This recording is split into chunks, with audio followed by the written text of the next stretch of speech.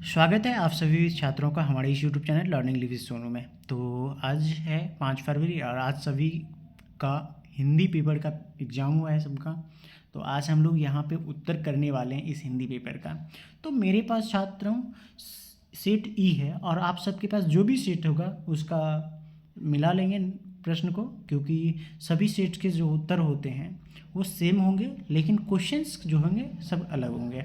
किसी का 1 नंबर का हो सकता है प्रश्न नंबर संख्या 10 में हो, या हो सकता है ये 20 में हो, कहीं पे हो सकता है, किंतु क्वेश्चन जो आपके जैसे होते हैं ना ये सेम रहते हैं। इसलिए आप लोग डाउट ना करें और मुझे कमेंट सेक्शन में ना कहें कि सर हमारा ये सेक्शन या बी सेक्शन कुछ अलग अलग का बताना है। ठीक है, सबका प्रश्न एक जैसा है। तो बिना समय बर्बाद के चलिए शुरू करते हैं।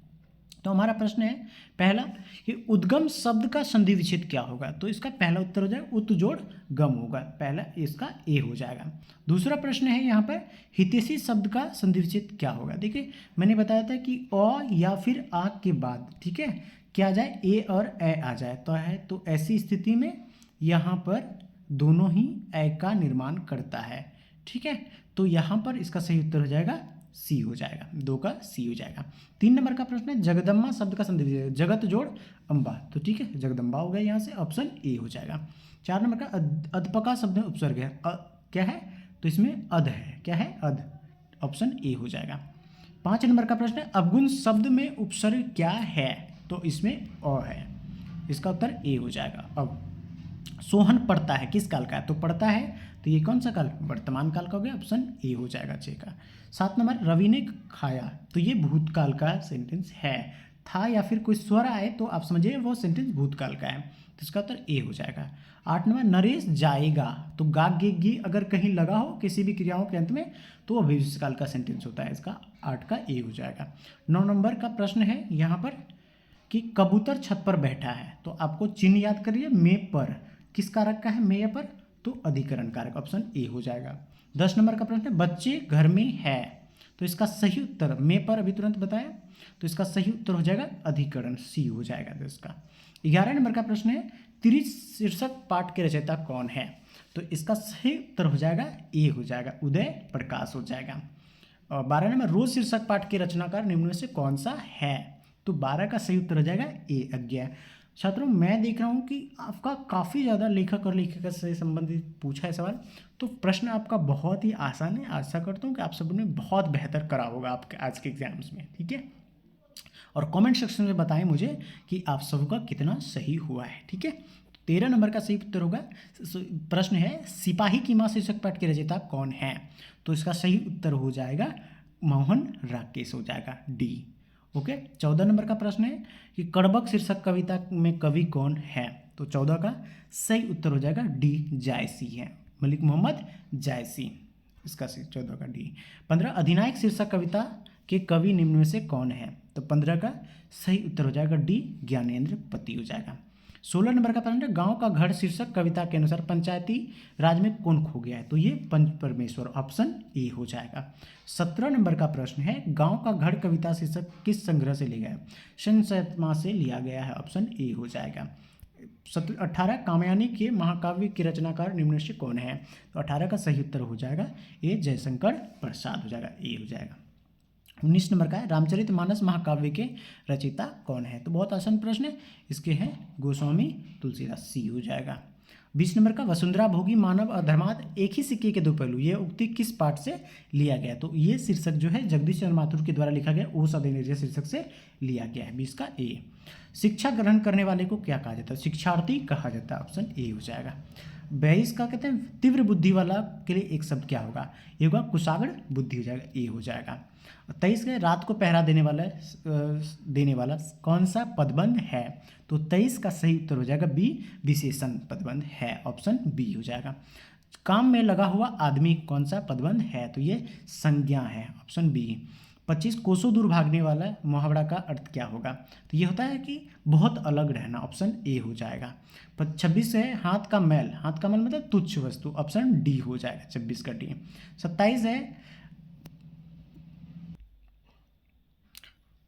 वह कौन है रो पड़ा है, इसका सही उत्तर हो जाएगा प्रश्नवाचक। ठीक है, अगला प्रश्न है 28 का, स्वर्ण शब्द का विशेषण क्या होगा? तो स्वर्णिम हो जाएगा, 28 का ए हो जाएगा। 29 नंबर का प्रश्न है, दिन शब्द का विशेषण क्या होगा? तो दैनिक हो जाएगा, टी हो जाएगा। अगला प्रश्न है, आत्मा शब्द का विशेषण क्या होगा? तो आत्मिक होगा, क्या होगा? आत्मिक, ऑप्शन बी हो जाएगा। 31 नंबर का पानी है, वीणा पानी कौन सा समास का उदाहरण है? तो वीणा पानी बहुव्रीहि समास है, जो समान अर्थ को छोड़कर विशेष अर्थ देता है उसे बहुव्रीहि समास कहा जाता है, ऑप्शन ए हो जाएगा। अगला प्रश्न है 32 का, मानवता शब्द कौन सी संज्ञा है? तो ये भाववाचक है, क्योंकि इससे भाव का पता चलता है, ऑप्शन सी हो जाएगा सही उत्तर। 33 नंबर का प्रश्न है, हीरा शब्द कौन सा संज्ञा है? तो हीरा एक द्रव्य है, इसलिए ऑप्शन ए हो जाएगा। 34 नंबर का, भारतीय शब्द कौन सा संज्ञा है? तो भारतीय क्या है? भाववाचक संज्ञा है, ऑप्शन सी हो जाएगा। 35 नंबर, सभा शब्द कौन सा संज्ञा है? तो सभा क्या हो जाएगा? जिससे झुंड का बोध होता है उसे कहते हैं समूहवाचक, ऑप्शन बी हो जाएगा। ठीक है, और चलते हैं 36, भौ का उच्चारण स्थल कौन सा है? तो भौ का जो उच्चारण, प का पूरा जो उच्चारण स्थल होता है वो क्या ओष्ठ होता है, तो इसका भी ओष्ठी होगा, ऑप्शन ए हो जाएगा। 37 नंबर का, क का उच्चारण स्थल क्या है? तो क से कंठ हो जाएगा, ए हो जाएगा। 38 नंबर का है कि सौ का उच्चारण स्थल क्या है? देखिए इसको पढ़ेंगे तालेब सौ, ठीक है, तालेब सौ, मूर्धन सौ, दंत सौ, तालु, तालेब सौ मतलब तालु से, ऑप्शन 38 का ए हो जाएगा। सॉरी दंत सौ है तो बी हो जाएगा, सॉरी छात्रों बी हो जाएगा इसका सही उत्तर, ओके, बी दंत हो जाएगा। और 39, अर्थ के आधार पर संज्ञा के कितने भेद होते हैं? इसमें 5 प्रकार के होते हैं, ऑप्शन बी हो जाएगा। 40, जो स्त्री अभिनय करती है उसके लिए एक शब्द है अभिनेत्री, ऑप्शन ए हो जाएगा। 41, सिपाही की माँ एकांकी में बिस्नी चारपाई के पास मेढ़े पर क्या करती दिखाई देती है? तो वो दिखाई पड़ती स्वेटर बुनते दिखाई देते, ऑप्शन बी हो जाएगा। 42, सरिया मनताल, सरिया मनताल का जल निम्न में से कैसा है? तो ये गंदा है, ऑप्शन डी हो जाएगा। ठीक है, डी। 43 नंबर का प्रश्न, वैशाली महोत्सव का बीजारोपण किसने किया? तो 43 का सही उत्तर हो जाएगा सी हो जाएगा, ओके, जगदीश चंद्र माथुर, ओ सदा नीरा। 44 नंबर का, गंडक नदी का जल सदियों से चंचल है, यह पंक्ति किस के द्वारा लिखी? जगदीश चंद्र माथुर, अभी मैंने बताया ओ सदा नीरा के लेखक हैं, ये 44 का ए हो जाएगा। 45, मुन्नी पठित पाठ के आधार पर निम्न से कौन थी? तो बिस्नी की बेटी थी, उसने कहा, सिपाही की माँ शीर्षक कहानी से। 46 नंबर है, फिर भी कुछ न कर सका छिन ही गया खिलौना मेरा, ये है पुत्र वियोग कविता जो कि सुभद्रा कुमारी चौहान के द्वारा लिखी गई है, ऑप्शन बी हो जाएगा 46 का। 47, यथार्थ के इस लेन देन का नाम ही संसार है, तो इसको कहाँ से लिया गया है? तो 47 का सही उत्तर हो जाएगा छात्रों डी हो जाएगा, चंद्रधर शर्मा गुलेरिस। ठीक है, 48 नंबर का प्रश्न है, सूबेदार बोला लहना सूबेदारनी तुमको जानती है बुलाती है जा मिल, यह पंक्ति जो है ये किस पाठ से लिया गया है? तो यह है उसने कहा सा, डी हो जाएगा इसका उत्तर। 49 नंबर का प्रश्न है, आनंद मैंने जो धर्म चलाया है वह 5 सहस्त्र वर्ष तक चलने वाला, किंतु अब वह केवल 5 वर्ष तक चलेगा। ठीक है, ऑप्शन इसका जो सही उत्तर हो जाएगा ये होगा अर्ध नारीश्वर से हो जाएगा, ऑप्शन ए हो जाएगा। 50 नंबर का प्रश्न है, क्रांति करना, सीखना, प्रेम करना तीनों पृथक पृथक क्रियाएं हैं, तो 50 का सही उत्तर हो जाएगा ए, ये शिक्षा का ऑप्शन हो जाएगा। एक आशा करता हूँ कि ये वीडियो आप सबों के लिए बहुत हेल्पफुल हो रहा होगा, तो आप हमारे चैनल पे नहीं हैं तो सब्सक्राइब करें, वीडियो को शेयर करें और एक कमेंट में सेक्शन में बताएं कि आपने कितने उत्तर सही किए हैं। ठीक है, 51 नंबर का प्रश्न है, परिश्रम शब्द का विलोम क्या होगा? परिश्रम मतलब बहुत मेहनत करना, तो इसका हो जाएगा विश्राम करना, ऑप्शन बी हो जाएगा। 52 नंबर का प्रश्न, आगामी शब्द का विलोम क्या होगा? बहुत सारे लोग ने प्रतिगामी लगाया था, पर इसका सही उत्तर होगा विगत होगा, ऑप्शन बी होगा। ठीक है, गलती नहीं है छात्रों, आप सभी ध्यान देंगे इस प्रश्न पे, बहुत प्रश्न आसान पूछा गया इस बार। 53 नंबर का प्रश्न है, कृष्ण शब्द का विलोम क्या है? तो कृष्ण का शुक्ल होगा, किस, ठीक है, कृष्ण का शुक्ल होगा, 53 ए हो जाएगा। 54, कमल शब्द का पर्यायवाची, कमल का सरोज होगा, ऑप्शन ए हो जाएगा। 55 नंबर का प्रश्न है, झंझट शब्द का पर्यायवाची क्या है? झंझट मतलब बवाल, ऑप्शन बी हो जाएगा। 56, शिव शब्द का पर्यायवाची होगा रुद्र होगा, ए हो जाएगा इसका। 57 नंबर, पाठक शब्द का पुल्लिंग है यानी स्त्रीलिंग, तो ये है पुल्लिंग है। पाठक का स्त्रीलिंग पाठिका होगा। 57 का ए। 58 का प्रश्न है घी शब्द कैसा है, तो देखिए इसका 58 का सही उत्तर हो जाएगा बी, घी पुल्लिंग शब्द है। ठीक है। 59 आयुष शब्द, यू वाला जितना हर्षुकार का जितना शब्द होता है वो सभी स्त्रीलिंग होता है, इसका सही उत्तर बी हो जाएगा 59 का। नायक शब्द का संधि विच्छेद क्या है, नया जोड़ अक, ऑप्शन बी हो जाएगा। 61 है नाभादास किस कवि के समकालीन थे, तो इसका सही उत्तर हो जाएगा तुलसीदास के समकालीन थे, बी हो जाएगा। भक्तमाल निम्न से किस कवि की रचना थी, ठीक है, तो इसका सही उत्तर हो जाएगा, तो इसका सही उत्तर हो जाएगा नाभादास, ए हो जाएगा। 63 नंबर का प्रश्न है सुभद्रा कुमारी चौहान का निधन कैसे हुआ, तो इसका सही उत्तर हो जाएगा कार दुर्घटना के कारण हुआ है, ऑप्शन ए हो जाएगा। 64 जादू टूटता है उस उषा का अब सूर्योदय हो रहा है, ये पंक्ति जो है उषा शीर्षक का कविता से लिया गया है, जिसके लेखक शमशेर बहादुर सिंह हैं। सिंहासन पर बैठा उनके तमगे कौन लगाता है, यह उक्ति किस पाठ का है, तो इसका सही उत्तर हो जाएगा अधिनायक से लिया गया है। 65 का सही उत्तर ए हो जाएगा।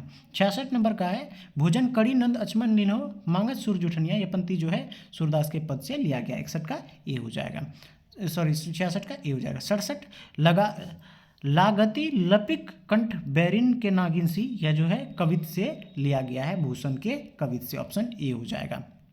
68 जगदीश चंद्र माथुर की निम्न से कौन सी रचना है, तो जगदीश चंद्र माथुर ने क्या लिखा है, ओ सदा नीरा लिखा है, ऑप्शन बी हो जाएगा। 68 का बी हो जाएगा।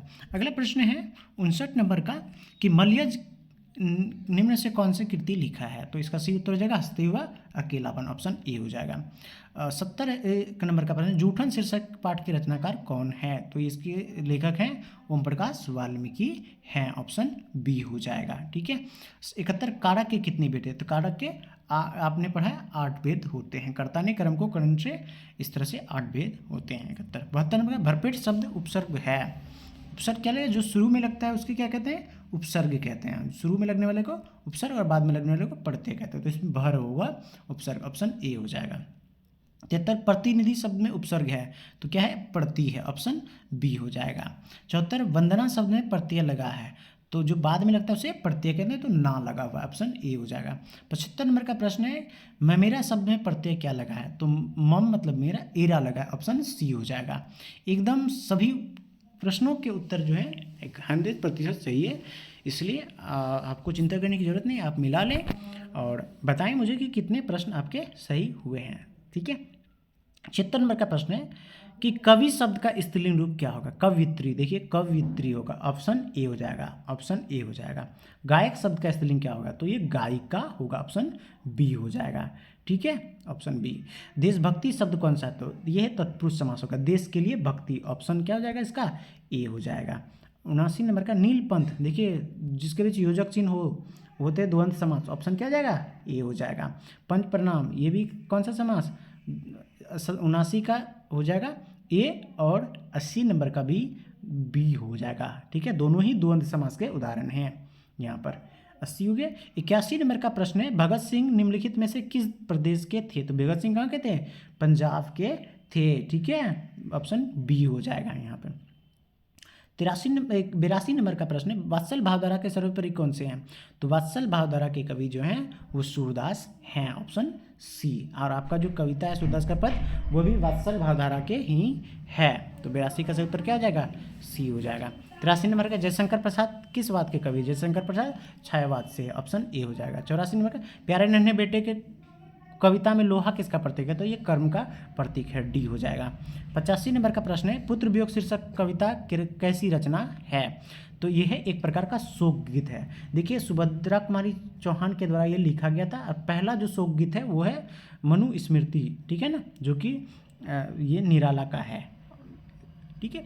86 नंबर का प्रश्न है यहाँ पर कवित्री का खिलौना क्या है, तो कवित्री का खिलौना उसका पुत्र है। ठीक है ना, पहला ही लाइन पे है, छीन फिर भी छीन गया खिलौना मेरा, ऑप्शन ए हो जाएगा। 87 नंबर का भागलपुर विश्वविद्यालय, इसको आप कमेंट सेक्शन में बताएं कि इसका सही उत्तर क्या होगा। ठीक है।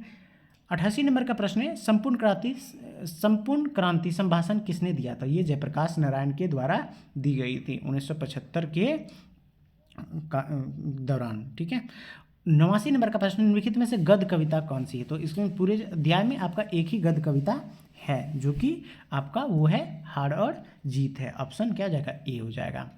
90 नंबर का प्रश्न, अधिनायक शीर्षक कविता निम्न में से किसकी रचना है? तो अधिनायक एक व्यंग्यात्मक कविता है, ठीक है ना, व्यंग्यात्मक कविता है। ऑप्शन ए हो जाएगा 90 का। 91 नंबर का प्रश्न है, उसने कहा था कहानी में किस युद्ध का लेख है? तो ये द्वितीय विश्व युद्ध के दौरान उसने कहा था कहानी में जो है मानव जो है वो कहाँ लड़ने जाता है? वर्मा में लड़ने के लिए जाता है, ठीक है, ये कहानी का था।